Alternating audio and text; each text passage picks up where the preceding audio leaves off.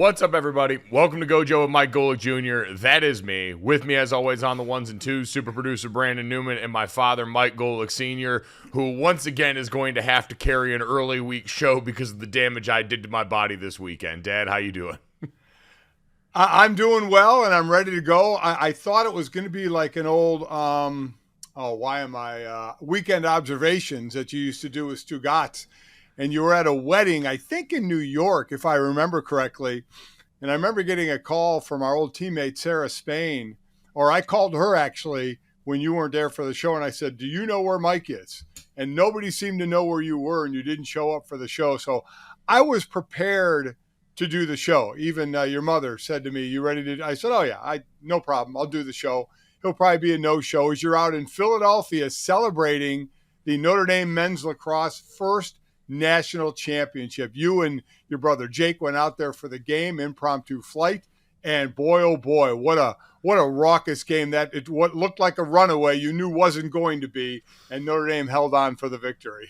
No, it was incredible getting to see it in person, devastating to my body, sun and beer all day long as we went through that emotional roller coaster, which we'll get to plenty here on the show. We'll give you guys the full breakdown of that in a way that I have a feeling very few other, if any, podcasts are going to do coming off this Memorial Day long weekend. We do have a great show as always. Make sure you download, subscribe, rate, review, leave us a 5-star rating. Check us out on YouTube and DraftKingsNetwork.com, Samsung TV Plus. Live 10 to 11 a.m. Eastern. We hope you enjoyed the best of yesterday. We were off on Monday observing Memorial Day, everyone enjoying time with their family and friends. Like Dad said, I was out here in Philly taking in the parking lot of the Link, getting ready for Notre Dame and Duke in the Lacrosse National Championship. A day after we saw Stu Gatz celebrate a national championship win with his daughter as Northwestern beat Boston College on the women's side to hoist the trophy. So, Dad, I did get a text from Stu Gatz yesterday because I texted him congratulations when his daughter won.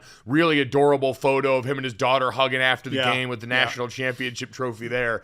And I text Stu Gatz and I said something after Notre Dame won the championship. He goes, GoJo, although I will tell you, due to the awful missed call in the semifinal featuring Duke and Penn State that led to this weekend, where Duke scored the game-winning goal and clearly had a foot on the crease, illegal, should have been called, wasn't, and there's no replay available, so Duke advanced.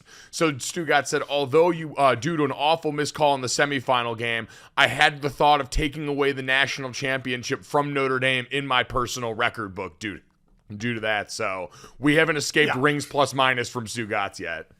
I mean, Duke was number 1. Penn State was number 5, so to just sit there and assume Penn State would have won that game and then beat Notre Dame. I can't remember. The foot in the crease, was that for the lead or was that for the tie? That was for the win.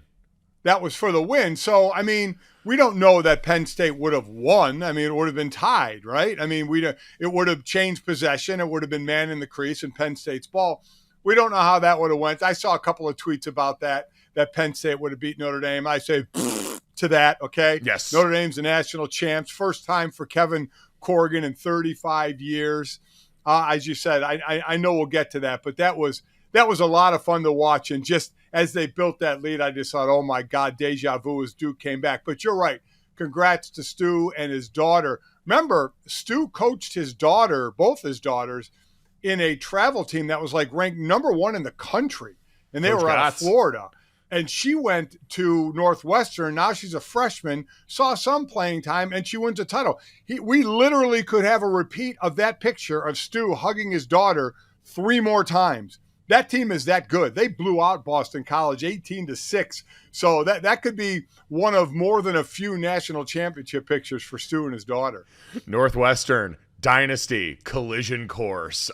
So we'll get to plenty more on the lacrosse event here coming up soon. But Dad, you mentioned Notre Dame got out to a big lead in that game, and then Duke had the strong comeback there. There was no strong comeback in the NBA last night. The Miami Heat shut the door on any potential for history. I saw, and I know Brandon, who is ever a fan of the ESPN stat, as he calls it, where he feels like there are too many filters put on a stat, too many qualifiers. This one was just absurd, and I saw our friend Amber Wilson, who does a great job on ESPN Radio, even call them out, that ESPN Stats and Info put out a tweet last night that said the Boston Celtics almost became the first team to come back from down 0-3 after previous teams had been 0-150 leading up to this point in NBA history. And she's like, I love you guys, but what are we doing? And I completely agree. We all knew that. We had worn that stat into the ground in the lead up to this game. Did we really need to celebrate this almost? I mean, it's the horseshoes and hand grenades line going into this one. Just seemed completely ridiculous because that was a game that Miami came out and shut the door, as did Jayson Tatum's rolled ankle very early in that game. I think shut the door on what a lot of people thought Boston was capable of in this game. So, Dad, what was your main takeaway from Game 7 in Boston? Well, first, I agree with you about that headline. That's ridiculous. I mean, so quite honestly, now they are the fourth team to be down 0-3 and take it to a seventh game. But what makes it them the worst of the four teams to do that is they were the only team to be home in Game 7, and they couldn't close the deal. They lost 3 of the 4 home games that they played in Boston. So, I mean, listen, you have to look at the Jayson Tatum on the first possession, goes up right in the baseline there and comes down on an opponent's ankle and rolls it. And it just seemed like, and we're not going to know. We're not going to know fully. But as he said, he was a shell of himself. Did it take away the aggressiveness? You could see him hobbling. You could see him grimacing. So I think an overall riding factor of this team is who steps up. So Jaylen Brown, and listen, one of the things I've always talked about in watching film in football is the eye in the sky don't lie. Wear the hat of responsibility. Don't try and talk your way out of it. And a credit to Jaylen Brown. He said, listen, this was on me and I didn't get it done. He said, our main guy, Jayson Tatum, was hurt. I needed to pick up the slack and I didn't do it. I let our team down. I let myself down and I let the city down. He had 8 turnovers in this game. He and Jayson Tatum were 13 of 36 from the field and 2 of 13 from three-point land. They just were not getting it done. So I think, Mike, you always have that team, and I always revert back to Philly when I played with just stars on that defense, where in big games you look to we always talk about who's that role player that may step up, but we get it. We certainly get that happening. But you're talking about your main players, who steps up. So Jayson Tatum gets hurt. He's not at 100%. Jaylen Brown was trying to step up there and couldn't. They seemed like then they got in that mode of, okay, I'm going to try and take care of it by myself, which makes you start doing things more than you're capable of doing, leading to turnovers, leading to a blowout loss. And, oh, by the way, they couldn't hit a shot. We kept talking about when they won those 3 games, how they were hitting their threes. Actually, the third game they won, they didn't hit as many threes, but they got the tip in at the end. And this one, they weren't hitting them at all. I mean, and that's so we wondered what was going to happen. They're 9 of 42 from three-point land. But I think overall, Mike, that's kind of what happened to this team. You lost the guy you looked to, Jayson Tatum. As he said, a shell of himself. Jaylen Brown couldn't pick up the slack. So where are you going? A Marcus Smart and Al Horford. Who are you leaning on, at that point? I'm talking more about like veterans. Who can you lean on in a situation like that? Derek White had the big tip in last game, and he had, 18 in this game. I think he was their leading scorer. So you're trying to find that other person, and I don't think they ever really had that cohesiveness to doing it as a team. I think they started trying to do it as individuals, and Miami was just hitting shot after shot after shot. Caleb Martin. I mean, we keep talking about a couple of the undrafted guys from the Heat. I mean, he was absolutely on fire yesterday. It is wild to think about Miami's response to what happened in Game 6, because after Game 7, we're kind of going to leave by the wayside that incredible finish to Game 6, the Derek White tip-in that you mentioned. Like, Dad, to have the fortitude, if you're Miami, to have this team come back from down 0-3 in the series and even up, and to walk into their road environment. And people were sort of having fun with the fact that Jimmy kept predicting the Heat would win and wasn't really smiling in the press conferences, smiling in the fourth quarter.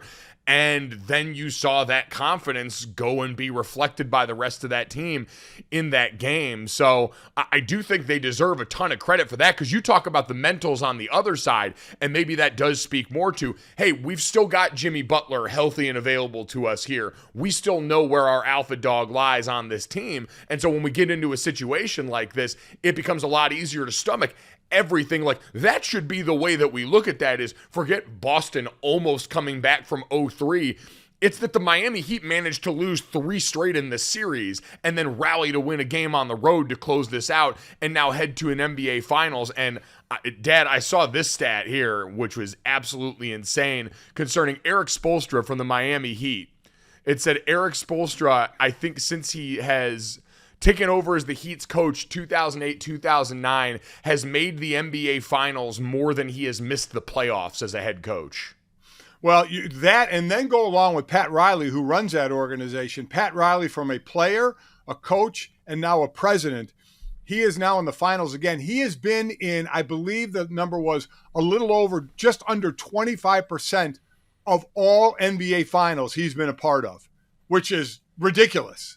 I mean, when that guy took over, and you're right, Spoelstra, I don't think at times gets enough credit for what's going on. So listen, we'll have plenty of time, a lot of time to talk about Miami. As a matter of fact, this is the 10th time we have 2 teams in a metro area going for a title, with the Panthers and with the Miami Heat. Last one was 2016 with Golden State and San Jose, the Sharks in the NHL. So we'll see where that goes.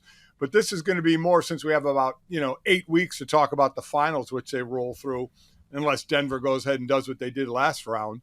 It is going to be about the Celtics, and you're about to part with $600 million to keep your 2 stars. Yeah, a lot of questions sit around and wait for the Boston Celtics heading into this offseason. Yeah, so I want to get this out of the way right now. Congratulations to the Miami Heat. Wake up the Denver Nuggets. They've probably been enjoying their rest for a while now, considering it feels like we haven't seen them on a TV screen in months. So we're excited about that finals. I think there's going to be some really good basketball. Obviously, some things Miami has done with zone defense, with Jimmy Butler throughout this postseason, all could be things that still give Denver enough trouble to make this interesting, even if I think they're rightly heavily favored going into this series. But Dad, we're going to have a lot of time to talk about that. So this is not to disrespect Heat culture, which is real. Right. I can't deny it anymore. I can't make fun of it anymore. It's real. It's magic. It's whatever you want to quantify it as. It's real and it's out there. And if you want to hear people barf about that all day, the Dan Le Batard Show comes on right after us. And I'm sure they will have, I've already seen, Dad, have you seen or heard any of the Parakeet Cortez fake phone calls into Boston radio stations that he's been doing? No, I have not. That's got to be special. It's an absolute beauty. It's become a yet another in the long line of great Le Batard Show bits. So Cortez should be co-hosting the show today instead of Stu Gatz, which I'm sure Stu Gatz won't be back there. He's still going to be finger-wagging with a national championship ring somewhere in the greater Chicagoland area. But so, again, you'll get plenty of that coming up here. Dad, it feels like we do need to ask some of the big questions about the Boston Celtics' future, because I think coming off that game last night, we saw overall, right, for this Boston Celtics team, the way they're constructed. Jayson Tatum, invaluable. Like, their comeback in this series was predicated on his aggressiveness that got robbed in the first series, in the first portion of the game for them with that rolled ankle. A team that's incredibly reliant on threes, took over 40 of them in this game, but only hit 21% is the story, right? That's how this Boston Celtics team was built. And the only person that was built to go and do that in a different way is Jayson Tatum. He was the one that, as they were mounting this comeback, would get him to the rack, would create for others, could get into the lane, though, and then could do it up close and personal in a way that gave them that added dimension. So without him, we saw that house of cards fall. I guess my question for you is, and we're back to where we were, it feels like a round ago with this Boston Celtics team, is, does any of the response to that, because Jayson Tatum's going to be there, there's no questions about that. It's, does any of how this series ended give you any pause about the Jaylen Brown portion or the Joe Mazzulla portion of this as we head into the offseason? Well, so, I mean, let's go with the players in Jaylen Brown. I would, well, you would think at this point, why change it up coaching-wise, keep the continuity there, but that seems to be thrown out the window in professional sports at times. They'll go through coaches. The Jaylen Brown's the question, and it's kind of like that quarterback question of, oh, do we want to, I go back to the Tony Romo. Oh, we got to get rid of Romo. Okay, who are you getting? Where are you going? So if you don't pay Jaylen Brown, who are you getting? Now, the other side of that, it's a lot of money. Again, for those that don't know, he can sign a 5-year, $295 million extension. He's got one more year on his deal, and then the 5-year extension. The dude, unfortunately, has been turning the ball over. If you look at stats through regular season and postseason, his turnover are close to his assist numbers. So, I mean, you're assisting him, but then you're turning the ball over. As I mentioned, 8 turnovers last night. I love him as a player. I at the end of the day, I would be shocked, Mike, if they didn't pay him. But now we'll say again, that's $600 million between those two players if they both sign those max deals.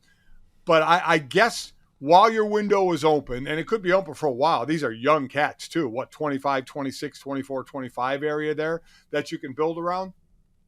I would be surprised if they didn't do this, though I will say the new CBA coming into place is going to really penalize teams that spend a lot of money. And you're spending a lot of money here. So are you willing to deal with the ramifications of that, the penalties of that? By spending that money? But I'll continue to say on the other side, where are you going to go then? Who are you going to bring in? Unless there's a free agent in mind or a trade in mind. Now, be careful of trades. You lose your depth in that as well. But that would be the question to me. You pay him, or who are you getting to fill that slot and be that Robin to Jayson Tatum's Batman? Yeah, I think it's fun to get emotional after losses, and Lord knows I've been a victim of that, but come on. Like, you mentioned, they're 20, so Jaylen Brown's 26 years old, Jayson Tatum's 25 years old right now, coming into the primes of their career, and have taken you to this many Eastern Conference Finals in the last 4 years. We've talked about this with the Miami Heat. This is one of those things where I think a little bit of the wealth of success Boston sports fans have enjoyed kind of comes back to bite them, because most other cities would kill to understand who are the young players that we are going to have to build around that play at an all-NBA level and give us an opportunity to get close to championships, close enough to where you almost came back and did the impossible. Like, Dad, and I'm sure this was just as maddening for you, I did see some of the people out there saying, would you have rather just gotten swept and not had to deal with this in 7 games? Would you have rather just lost 3 games ago and not have to worry about all of this, which just, shows you the people that have never actually competed in any meaningful facet of their lives who would have said that,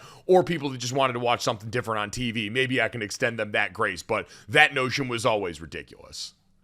It's one of the dumbest statements I ever hear, going back to when you guys lost big to Alabama in the championship game. Oh, it would have been better to not be there. No, it wouldn't have. You have no shot to win the championship if you're not in the game. Joe Theismann, I think after already having a Super Bowl, saying after that, I'd rather not go to the Super Bowl than go to the Super Bowl and lose. What? Give me the Buffalo Bills any day of the week. If my career says I'm not going to the Super Bowl, or I'm not winning the Super Bowl, but I'm losing 4 of them, I'll take it, because that means I was in it and I had a chance to win, even though I didn't. So I can't stand that. You want to be in every game. You don't want to be involved in a blowout. You down 3-0, you want to go to 7 games, even you end up losing it. I can't stand it. You're right. It's people that just don't have an idea about competition to say, I have to be in this thing to have a chance to get to the finals. And these two players have had you in this every step of the way. Yeah. They were in the finals last year. And so I don't think, I understand now. And the NBA has made it very clear with how they structured this new CBA, right? They're trying to attack super teams. They're trying to limit anyone who wants to go out, and especially, maybe not 2 superstars, but really I think attacking the big threes that teams had tried to put together. But I think what you have and the benefit you get in, like you went all the way back to the beginning, knowing who your guys are and having them to step up in the big moments, you got to secure these 2 guys and say, we've been knocking on the door this entire time. We'll figure it out as they come into their prime years as NBA players heading into the 27, 28, 29-year-old range. So I love we're sitting here during break and my dad's just muttering to himself that he'd have no answer for Nikola Jokic. None whatsoever. They don't. Adebayo, listen, I love his play. Same. Jokic is a 7-footer who can play anywhere and pass.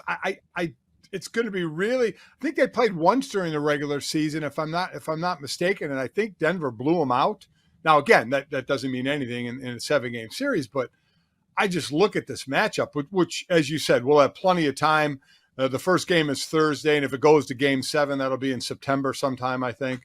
It's unreal how long this thing takes, but I just don't know the answer that they have.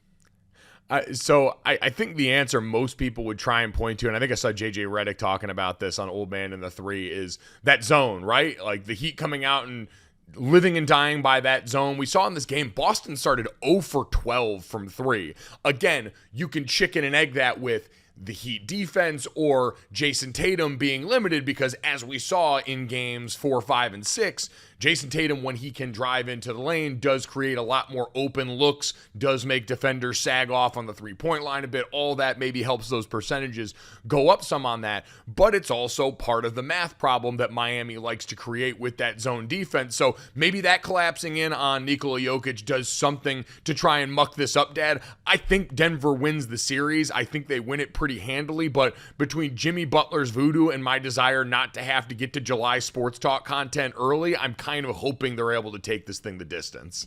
1-7, no doubt about it, because we know we're entering that part of talk shows where the lists start, the Mount Rushmore start, all that stuff before we get to the NFL training camps, which we plead come along quickly, which when I was playing I hated and didn't want to get to them, but we want them to start as fast as possible. So yeah, give us 7 games for sure.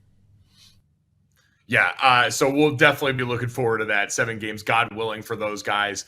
Dad, we did have a Memorial Day weekend since we've got the 3 days there. And I remember we actually did this last year, me and Brandon on the show, where we did it cookout style on Memorial Day because there's just so much going on over this weekend. So, Dad, I know my answer for this, but I'm curious for you. Did you have, maybe outside of Notre Dame lacrosse, a favorite event from Memorial Day weekend athletically that you enjoyed? We had all the racing going on. We had hockey in the NHL going on as the Stanley Cup's now going to be set there, Vegas punching their ticket. What stuck out to you?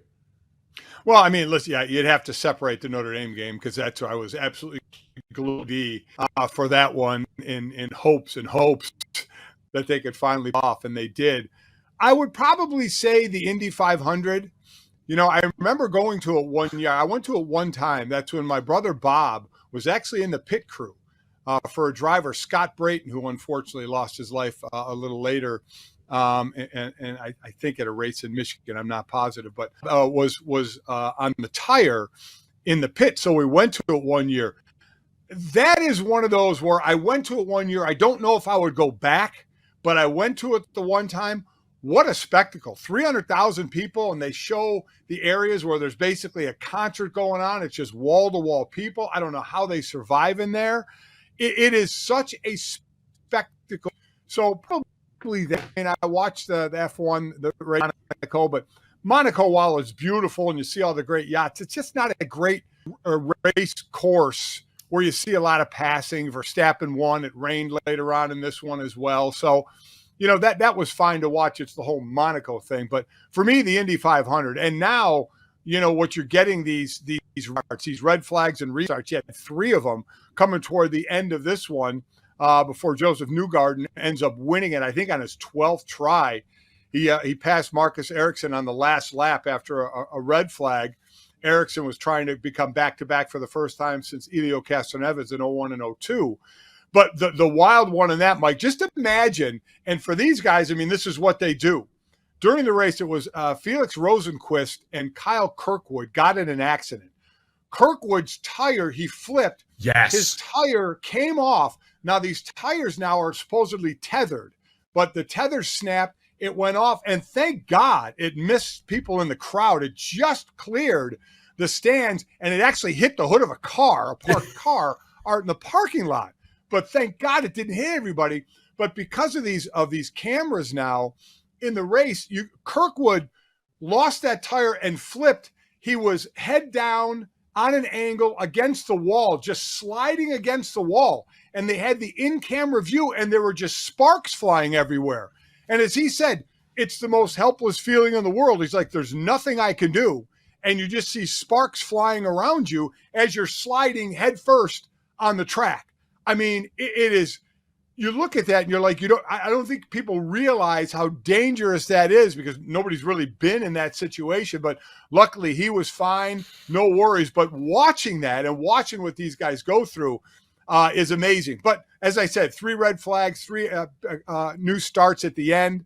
Newgarden passes Ericsson on that last lap and gets that last win. Restart was ridiculous too. Well, it took them all of 5 seconds into the restart for someone else to crash and for them to finish the race on a yellow flag, I believe. So that was that was like watching someone who's first learning how to drive stick shift. They just started and then immediately had the difficulty and gear shifted down. Well, and Marcus Ericsson, he was ticked about it afterward. He said, I think it was dangerous to do, because he would have won if it was under yellow. They would have finished the race under yellow. And I get them not wanting to finish a race under yellow. So they started it quickly. He was leading, so he was in the lead. And Newgarden passed him.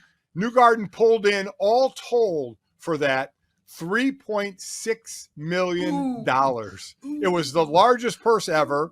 Penske Racing, I think, won their 19th there. It was the largest purse ever at over $17 million. So, yeah, these guys were raking in some money, but for Newgarden, it had been a long haul waiting to get to that first one. And just to watch these guys pour that milk over their head is a pretty wild. Milk's got to be, I mean, now that we're in a day and age where bowl games have started to dump the substances they're named for on people. I mean, hell, I called a game where we doused a coach in mayonnaise after it, for God's sake. But we've seen Cheez-Its mayonnaise. We've seen French fries at the famous Idaho Potato Bowl. We obviously see a lot of Gatorade bass. Milk is up there on a hot day with one of the nastier things you could probably pour on yourself, right? Like, I can't think of a ton of other, maybe like barbecue sauce would be kind of hellish too, but milk's up there. And I love how they give the racer their choice. Like they said, he chose whole milk. I'm like, does it matter if you're choosing skim milk, 2% or whole milk? I mean, I love the fact that they told us he chose whole milk. He takes a sip and dumps the rest over his head. That's got to stink later. You're right. As the heat's bearing down on you. But at that point, I'm sure you don't care. What a great scene it really was. I mean, I can understand him picking whole milk. The first time I ever had whole milk is so deeply ingrained in my brain because I didn't ever really think about milk other than like the 2% or skim milk that mom used to just buy and put in the fridge. And then all of a sudden we're on vacation and it was at some like continental breakfast area at a hotel. And I went over and didn't look at the labeling on the milk. And I took a little swig of the whole milk first in the cup. And my whole world lit up. It's so rich and fatty and wonderful. I was like, you guys have been hiding this milk from me for like 12 years of my life at that point. I was ticked. Well, sorry about that. We just felt it was better for you, 2% and skim. But who knows nowadays? I mean, maybe that's better for you now. I don't know. It keeps changing, doesn't it? Bro, I saw camel milk the other day. Now, Brandon is more familiar with this place than I am. I had never heard of this place called Erewhon in Los Angeles, so I'm still under a year in having lived in LA. And I've shopped at Whole Foods before in the past, go get the produce or whatever there. It was closest to my house. But now that I'm out in LA, I generally have skewed into a Ralph's guy. I like that, there's Ralph's, Vaughn's, a lot of the places that are especially West Coast based out there. And one day I was visiting a friend and she was like, do you want to go and check out Erewhon? I had never heard of Erewhon before, but apparently it's the final boss of fancy grocery stores. And inside there, I saw legitimate camel milk on sale at this place. And when I was telling this story to Brandon, he acted like I was crazy for not knowing this and acted like he shopped there all the time. So Moneybags Brandon, is there anything else my dad needs to know about Erewhon? Have you tried goat cheese? Yeah. Okay. Have you tried goat milk? Yes. Oh, okay. All right. Well, milk? What about? I've tried goat milk. I've never heard of camel milk in my life, ever. Now, have you tried to milk yourself? What? Excuse me? Okay. What about reindeer meat? Very popular in Alaska. Very good on pizza. Yes, I've had that. Those type of things you can find in Erewhon. It's just, the most high end. Think about what Aladdin would shop at or buy at the market back in, the Aladdin cartoon. Like all those things are at Erewhon marked up at a ridiculously high price. They sell a $20 smoothie that's full of like collagen and stuff. It's called a skin smoothie. I forget which celebrity endorses it, if it's one of like the Jenner kids or whatever, but it's like $20 for a smoothie this big. And I'm not a prude when it comes to paying a little bit of a tax for something delicious and unique, but that hardly seems worth it. And again, Brandon just shrugged it off because he's infinitely more Los Angeles than I am. I don't, is there value to camel milk? Is there something we're missing? Is it providing something that an almond milk or an oat milk, or is there? Oh, don't get me started on almond milk. Like, what are you milking on an almond that gets you that milk? Listen, I'm with you. I'm just wondering, why camel milk? Is there some, fountain of youth in camel milk? I can tell you right now. Camel milk is very high in antioxidants, which helps, prevent cell damage, and can help cure cancer, diabetes, and heart disease. Also very high and rich in vitamins and minerals.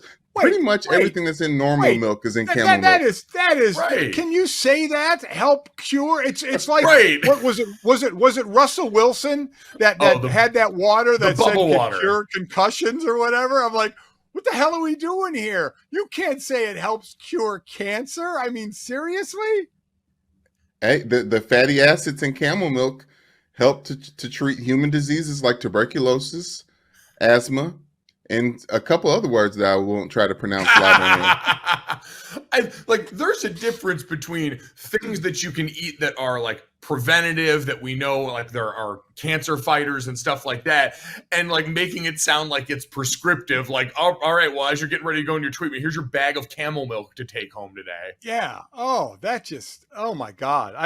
I can pretty much honestly say I will never try camel milk unless there's, an endorsement deal or something. Then it'll be the greatest milk on the face of the earth. If somebody wants to pay me to drink it, that'll be cool. So, yeah, I don't see me in that in that grocery store much. So, Mike, what was your favorite part of the weekend? As if I don't already know, as you're sitting in a hotel room in Philadelphia, which I'm still shocked you made the show. Violently hungover, wearing the Notre Dame Lacrosse 2023 Men's National Championship T-shirt. Yeah, this was a beauty, man.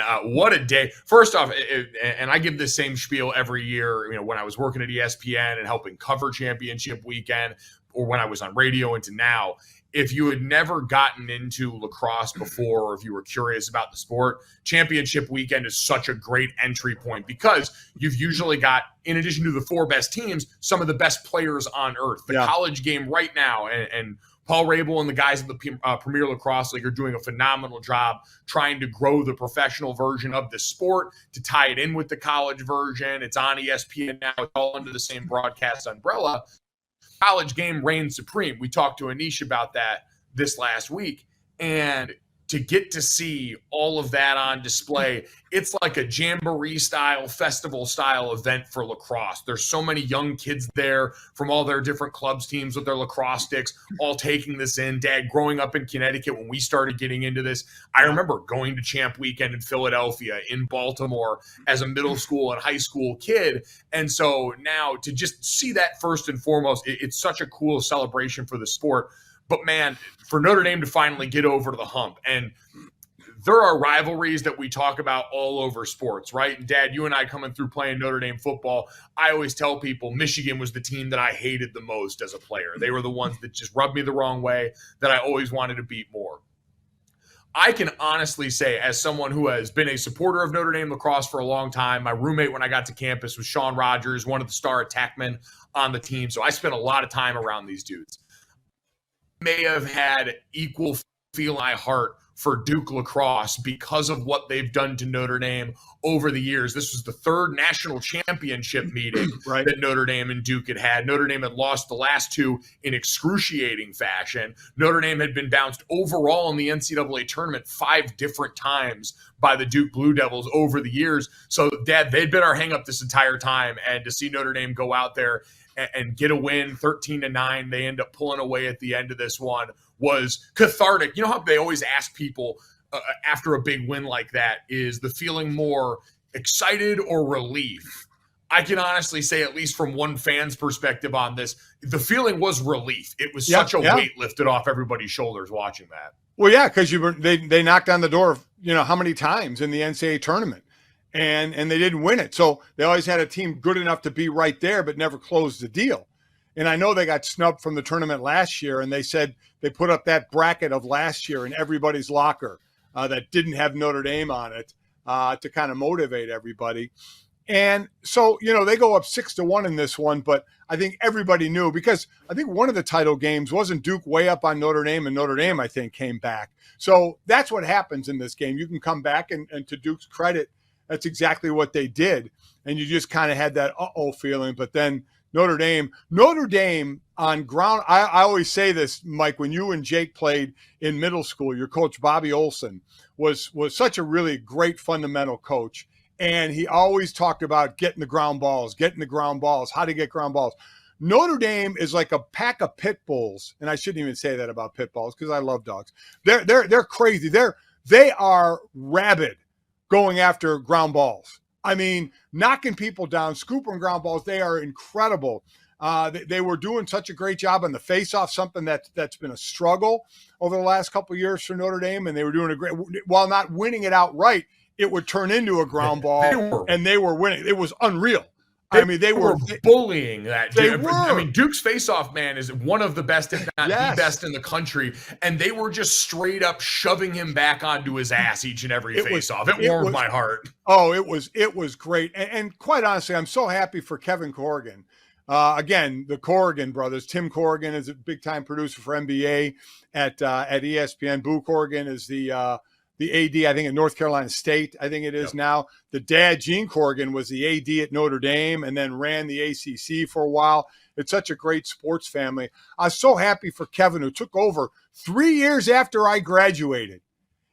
I graduated in 85. He took over the team in 1988. 35 years, and he gets his title. And I loved him after. He kept deflecting any of the questions about himself and the long wait to the players on the field. And Mike, I'm going to tell you, the best thing about this win is not only did Notre Dame have the best goalie in the country, but he's named after pastries. Liam Hendriks. I mean, you can't make that up. That man, I hope he had an NIL deal with Hendriks, because that's his last name. It would have been too perfect, but he was unbelievable. Season high in saves, I think, was 17 or 18. He was fantastic. It was incredible. He was named the most outstanding player of the tournament, and rightly so. He was the difference in that game completely. And you mentioned Coach Corrigan's been coaching lacrosse at Notre Dame longer than I've been alive. He has the active record for wins by a Division I head coach at a single school at Notre Dame. And now he's got the one thing that had been eluding his resume there. Does it on the back of the Kavanaugh brothers, the first family of Notre Dame lacrosse. Their older brother, Matt, was there when I was a player and set every Notre Dame school record while he was there. His younger brother, Pat, was a finalist for the Tewaaraton, which is the Heisman Trophy of college lacrosse. He played this game with I don't even know what it is, probably a torn hamstring coming off the semifinal game. Yeah. His brother, Chris, was the leading scorer on the team. And to see those guys get to do it, and that family there, all of these families there. I mean, there were Notre Dame lacrosse parents from my class of guys that immediately showed up as soon as they got close. You saw 4 decades of Notre Dame lacrosse players all rallied. I think that was the coolest moment to see for Coach Corrigan and this current team, the way that basically the entire history of Notre Dame lacrosse converged on Philadelphia, and specifically the K-Lot at the Lincoln Financial parking lot to make this one of the coolest tailgates I've ever been a part of. So congratulations to Notre Dame, the 2023 men's lacrosse national champions. Weight lifted off their shoulders. Boogeyman officially slain. And now we get to talk about maybe running it back, because I don't know if you've seen, they're bringing a lot of these guys back next season. I can't wait. All right, time to finish off this celebration so I can get on a plane and try and rest off the rest of this hangover in peace after this Notre Dame lacrosse national championship, and get to this, that, and the third. 3 quick stories to finish off your day. As always, make sure you download, subscribe, rate, and review. Leave us a 5-star rating. Check us out on the DraftKings YouTube channel and right here on the DraftKingsNetwork.com. And Dad, from over the weekend, we had this feel-good story in the world of Major League Baseball as White Sox reliever Liam Hendriks allowed 2 runs and 3 walks, making his return on Monday in his first outings after coming back from non-Hodgkin's lymphoma. He's 34 years old and got a bunch of rousing ovations on that day. Dad kept the first pitch that he threw coming off of that, and just an incredibly emotional moment for a guy who battled back after something that is literally life and death. Yeah, he diagnosed in December. He went public with it in early January, and here he is, beating the cancer and pitching in a game. You want to talk about something where the outcome doesn't matter?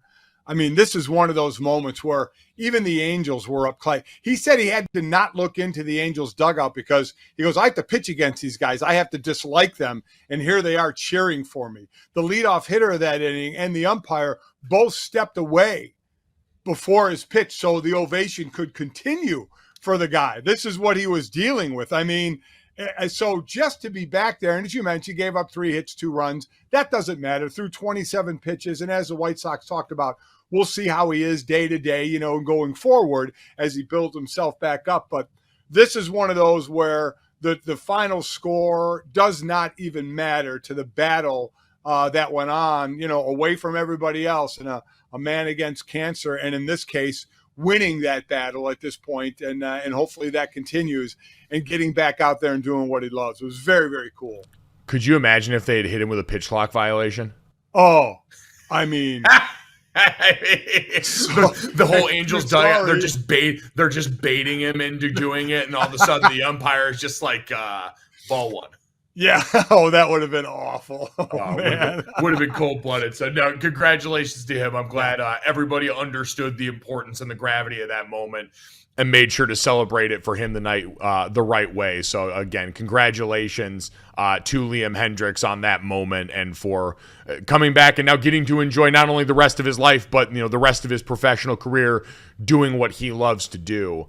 Dad, let's get to that. This was interesting, and we didn't get to this necessarily with the Boston Celtics when we were talking about their win, but apparently, after a frustrating blowout loss in Game 3 against the Miami Heat, the thing that helped turn things around for the Boston Celtics and get them back on a path where, again, according to ESPN Stats and Info, they almost became the first team to come back from down 3-0 in a series after being 0-150 in history in those instances prior. Apparently, it was a trip to Topgolf that helped lift the team's spirit. Marcus Smart told Roz Golden Woody that he credited a team event at Topgolf Miami where he said to the guys, the whole team came together to release all the negative energy and get that chemistry back. Dad, it's a good reminder that a trip to the driving range is always a great stress reliever because there is nothing that will get all of that feeling out of your body quite like trying to uncork and Happy Gilmore a ball off the upper deck of a course and not fall into the netting. How much do you ruin your game there by over swinging at Topgolf? I mean, you just want to knock the crap out of that ball. And I always loved team functions, whatever they were, to try and get you out of something. And hey, it certainly they went on to win the next few games to make it 3-3 and go to Game 7. So there's something to it. When Jim McMahon came and played quarterback for us in Philly after Randall got hurt, he helped start. We did and this wasn't a one-time thing, but it was a good get-together. Every Monday, we had a bowling league, and just about everybody on the team was involved. We had teams. Every Monday, we would bowl, and we would watch Monday Night Football as a team at a bowling alley, and that was actually really cool, because as I've said many times, and you know this, not everybody on a team gets along with one another. It's nice if you do, but it's unrealistic to think so. But these team events, when you're just kind of bonding outside of your sport, able to relax, drink a couple of beers, throw a ball, or in this case, hit a golf ball, it's kind of a cool thing to just hang together. So I kind of like those as long as you don't do them too much. You hear, another team meeting, they had another team meeting, or like you guys used to call forced fun. Yeah. We're forced to, so they keep everybody together. Nobody has any free time. We're going to force you to go do this. Sometimes things can turn out, well with those things. Yeah, it can work out pretty well. Like what you described and how that bowling league was set up was kind of what Trick Shot Monday was for us in college. It was a game we played between meetings on Mondays to kind of give us a moment to breathe in between turning the page on the game the weekend prior and then getting on to game planning for the next week, because it's a long season. That's kind of what the Boston Celtics talked about with this. Season's like 9 months long. You've got to find pockets and spaces where you can break stuff up, sort of unclench your jaw a little bit. And in their case, it got them refocused and recalibrated and back able to approach their work the way that got them to almost coming back from down 3-0 in this series. Almost. That's a headline. Almost. Playing horseshoes. No almost here. Let's get to the third, and full spoiler alert ahead for everyone. If you haven't seen the series finale of Succession from Sunday night, do not listen to anything past this point in the podcast. We are going to discuss this full of spoilers, so you could turn this off right now. We don't want to ruin this for you. But Dad, what did you think overall of the finale? First off, I know finales are usually very polarizing with people. A lot of people hearkened back to the Sopranos finale for this one with how it ended. So overall, did you think this was a good episode? Yeah, whenever I'm looking at a series finale, I'm like, how do they tie everything up? And then how do they leave us with this? And listen, I loved this series.